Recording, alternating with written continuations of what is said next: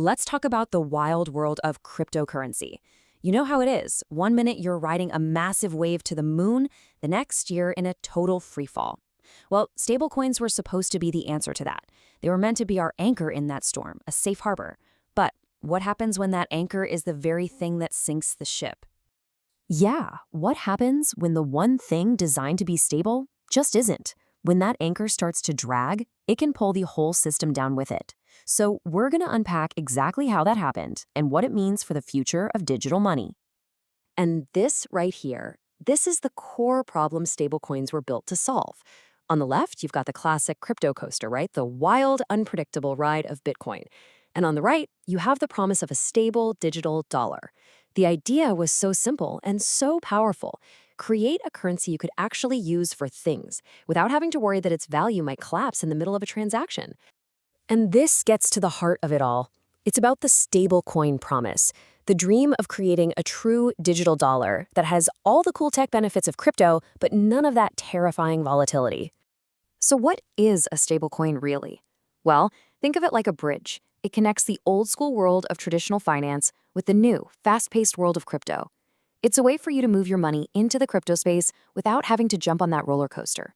You get the speed, the low fees, all that good stuff, but with the stability of a dollar. At least, that's the idea. Okay, but how do they actually stay stable? Because that's the whole point, right? Well, there are a few different flavors. You've got your fiat-backed ones, like USDC, which are supposedly backed one-to-one by real dollars sitting in a bank somewhere. Then there are crypto-backed coins, like DAI, which are backed by a surplus of other crypto, kind of like a digital pawn shop. And then there's the third kind, algorithmic stablecoins. These guys use complex code and smart contracts to maintain their peg. And that last one, well, that's where our story takes a very, very dark turn. Because that anchor, it isn't always as secure as it looks. And when it starts to drag, it can trigger a catastrophic event. It's called a depeg. Now, a depeg isn't just a small dip in price, a little wiggle. No. This is a fundamental break of that $1 promise. It's the moment the whole system fails and trust just evaporates. It's when everyone realizes the emperor has no clothes. So what can actually cause something like this? For some, it's pretty simple. They just don't have the money to back it up. For others, it's a massive market crash that triggers a chain reaction of failures. And for those algorithmic ones, it can be a fatal flaw in the code itself, something called a death spiral. Now you throw in some market panic, maybe a big trader making a move, and suddenly you have a perfect storm. And that brings us to the most infamous depeg in crypto history.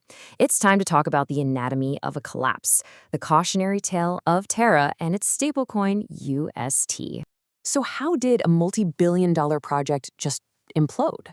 Well, UST was one of those algorithmic stablecoins, and it was tied to a sister token called Luna. When a huge wave of selling pushed UST just a little bit below $1, the algorithm went into absolute overdrive. It started printing a massive amount of new Luna to try and prop up the price. But all that new Luna just flooded the market, and its own value completely crashed. And once Luna's value was gone, the whole mechanism broke. The whole system came crashing down. And the speed of this collapse was just breathtaking. I mean, on May 7th, the first little cracks started to show. By the 9th, the peg was completely broken. Just 2 days later, Luna was down 96%. And by the 13th, less than a week after it started, the entire multi-billion-dollar ecosystem had just vanished, gone. You see, the collapse of UST wasn't an isolated event. It wasn't just one ship going down. It was like a giant anchor sinking and pulling an entire fleet down with it. Over $40 billion. That's how much value was just wiped out in a matter of days from the Terra ecosystem alone. It's a number so big, it's honestly hard to even wrap your head around. And the fallout was absolutely immense. Trust in the entire crypto market was just shattered. DeFi platforms started going bankrupt, exchanges collapsed. And the worst part, so many regular, everyday people lost their life savings.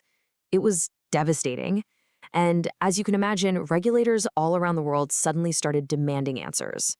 But, out of the ashes of that collapse, a new focus emerged. The industry realized it wasn't enough to just promise stability, it had to actually build for resilience.